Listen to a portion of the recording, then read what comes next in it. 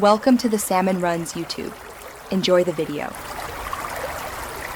You start by clearing the firearm and removing the magazine, safety first.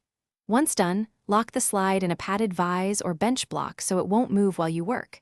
You'll want to determine sight drift direction by inspecting the dovetail. Most Glock front sights drift right to left. Use a sight pusher if available, or a brass punch and a small hammer. Tap steadily, not violently, to begin moving the sight out of the dovetail.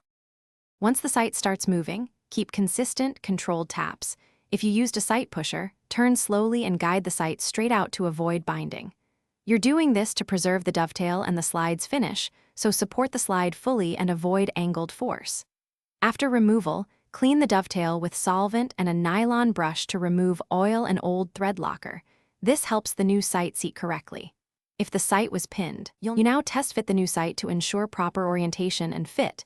Make adjustments before any adhesive touches metal.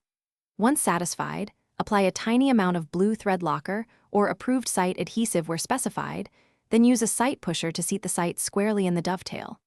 Make sure alignment marks are correct and snug any set screws to spec. Finally, cycle the slide multiple times and perform a live fire check at a safe range to verify zero. If drift occurs, tighten.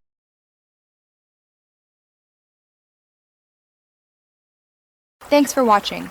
Consider subscribing if we helped you.